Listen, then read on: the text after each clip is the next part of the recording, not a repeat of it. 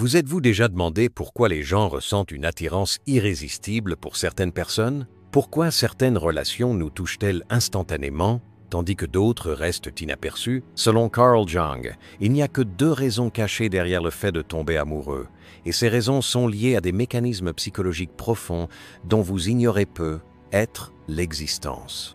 Dans cette vidéo, nous aborderons les réalités psychologiques expliquant pourquoi les gens tombent amoureux pour seulement 2 raisons, selon Carl Jung. L'étincelle initiale d'amour entre 2 personnes est souvent invisible ou logiquement inexplicable. Les recherches psychologiques approfondies de Carl Jung relient cet impact initial ressenti en amour au monde complexe du subconscient.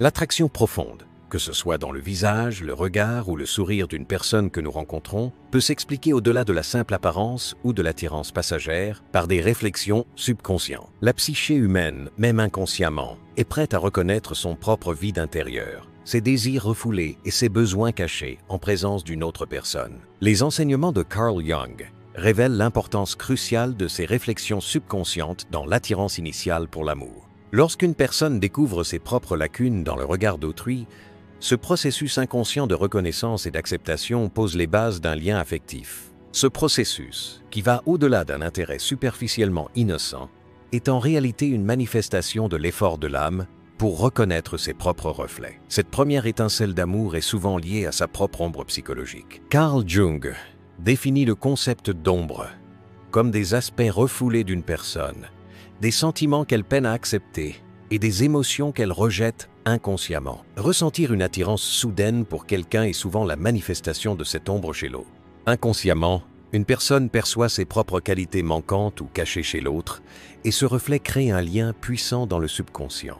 Ainsi, l'effet initial n'est pas seulement une attirance physique, mais aussi l'expérience de l'âme qui reconnaît et touche ses propres lacunes. La psychologie de Carl Jung démontre que ce lien s'établit grâce à une résonance intérieure profonde, bien au-delà du conscient. Lorsqu'une personne perçoit son ombre en l'autre, elle s'engage dans un processus interne de reconnaissance et d'acceptation, qui constitue le point de départ le plus intense de l'amour. Ces réflexions subconscientes sont comme une force silencieuse qui détermine le destin des relations.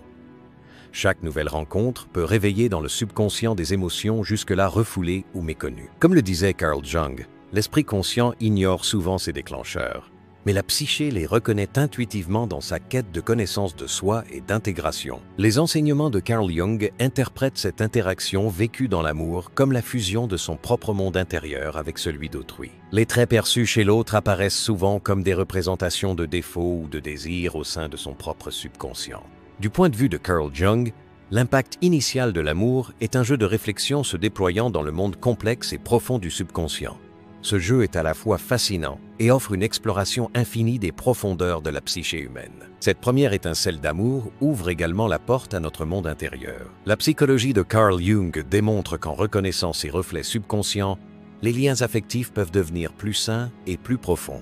Une attirance intense pour quelqu'un n'est pas seulement un effet superficiel. C'est la manifestation du besoin profond de l'âme de trouver et de confronter ses propres parties manquantes.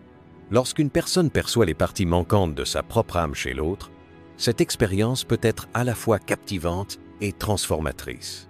Les enseignements de Carl Jung révèlent que, lorsque ces reflets sont reconnus, l'amour n'est pas seulement une émotion, mais aussi un processus de découverte intérieure et d'intégration spirituelle. L'impact initial est parfois ressenti comme une attirance inexplicable. Cependant, la psychologie de Carl Jung permet de comprendre les raisons profondes de cette attirance. La psyché humaine recherche inconsciemment ses parties manquantes et ses émotions refoulées chez autrui. Cette quête donne naissance à la passion amoureuse initiale. Les reflets subconscients construisent silencieusement les fondations des relations et façonnent le début magique de l'amour. Ce processus permet d'explorer son monde intérieur, d'affronter son ombre et d'entreprendre un voyage d'intégration spirituelle.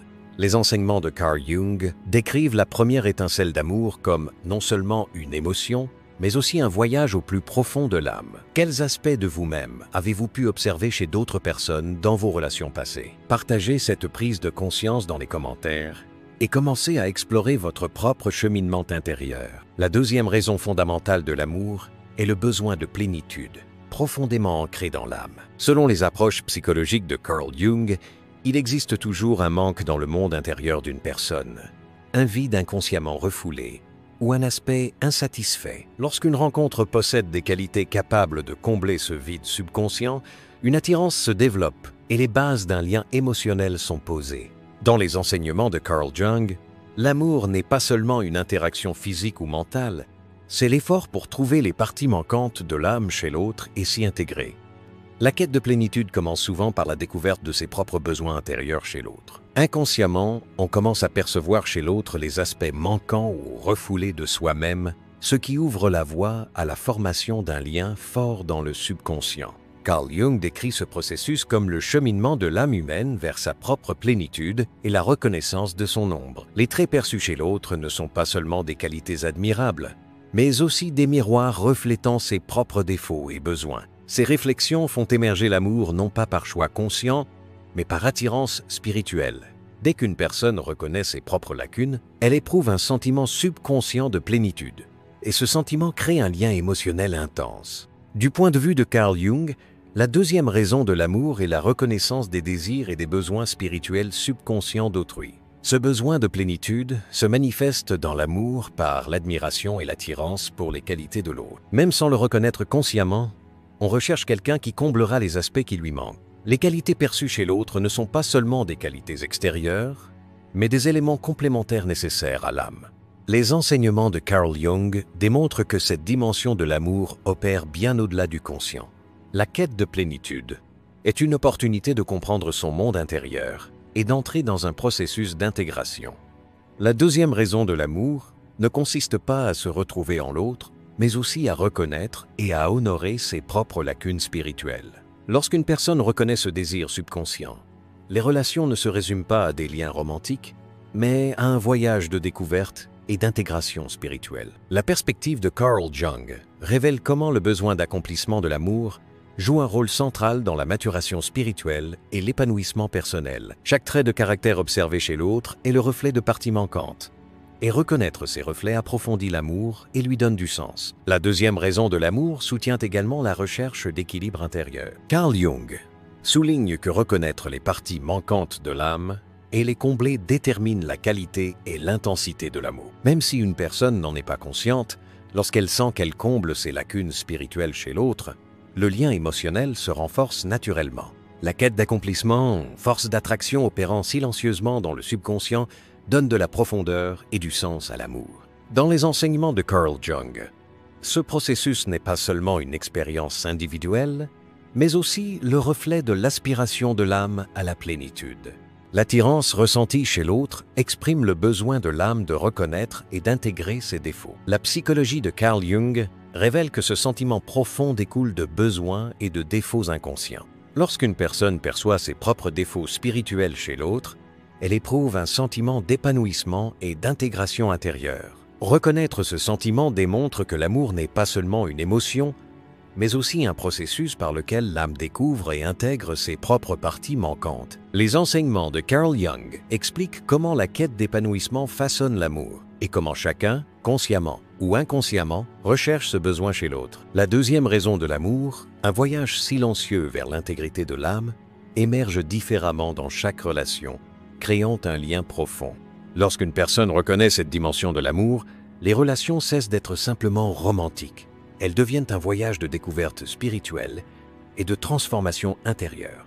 Les enseignements de Carl Jung nous permettent de comprendre comment le besoin d'épanouissement opère inconsciemment et façonne l'amour. Les qualités perçues chez l'autre ne sont pas seulement des qualités attirantes, mais des occasions de reconnaître et d'intégrer les parties manquantes de l'âme. La quête d'épanouissement, force d'attraction mue par le subconscient, confère à l'amour profondeur, sens et vertu transformatrice.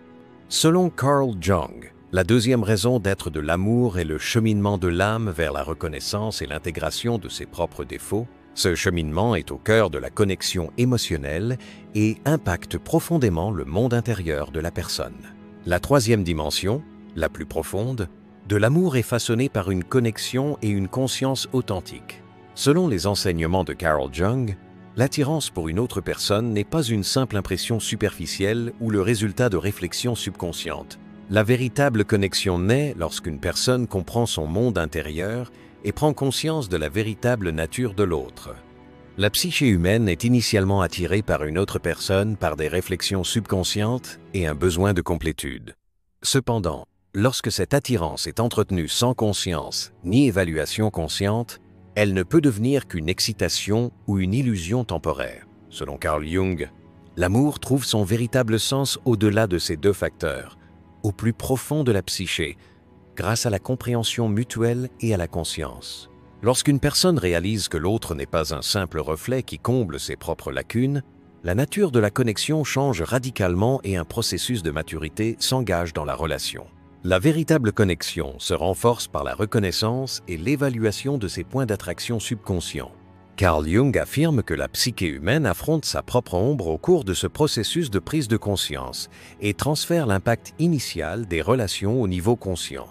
Une attirance intense pour quelqu'un est souvent initialement liée à un besoin conscient. Cependant, une fois ce besoin pris en compte, l'amour devient plus qu'un simple désir, mais aussi un processus de reconnaissance et d'acceptation intérieure. En observant la véritable nature de l'autre, on comprend plus clairement la source de l'attraction dans la relation, et le lien émotionnel se développe en un processus de maturité tant individuelle que collective.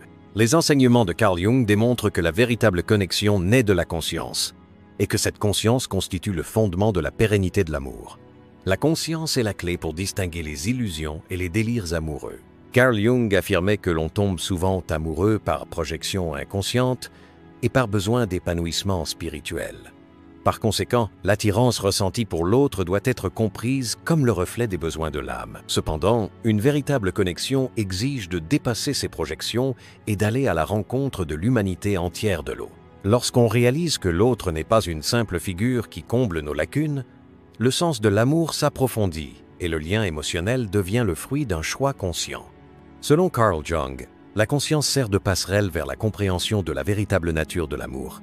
L'esprit conscient découvre les points d'attraction subconscients et les transforme pour une relation mature. Une véritable connexion se crée non seulement en reconnaissant ses propres réflexions et désirs inconscients, mais aussi en acceptant l'existence consciente et la singularité de l'autre. La psychologie de Carl Jung souligne que cette dimension de l'amour est essentielle à la véritable compréhension et à l'harmonie spirituelle entre deux personnes. Lorsque l'on permet à l'autre de comprendre ses propres ombres et défauts, le lien se transforme non seulement en attirance, mais aussi en un processus de confiance et d'acceptation. Carl Jung soutient qu'au cours de ce processus de maturation de la psyché humaine, l'amour n'est pas seulement une émotion, mais aussi une opportunité de conscience et de croissance intérieure. Reconnaître la vraie nature de l'autre et l'accepter avec tous ses défauts et imperfections transforme l'amour d'un engouement superficiel en un lien profond et spirituel.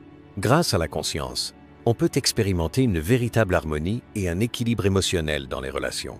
Cela révèle le pouvoir durable et transformateur de l'amour. La perspective de Carl Jung démontre qu'une véritable connexion ne peut s'établir que par la conscience, et que cette conscience détermine la profondeur et le sens de l'amour. Selon les enseignements de Carl Jung, l'attirance inconsciente repose souvent sur une perception idéalisée. Cependant, une véritable connexion exige de prendre conscience des défauts et de l'humanité de l'autre. Grâce à la conscience, on prend conscience non seulement de ses propres désirs et défauts, mais aussi des véritables besoins et limites de l'autre. La véritable connexion et la conscience révèlent que l'amour n'est pas seulement une émotion, mais une expérience consciente et un cheminement spirituel. Les enseignements de Carl Jung permettent de reconnaître les réflexions subconscientes et les besoins d'épanouissement, et d'observer et d'accepter la vraie nature de l'autre. Du point de vue de Carl,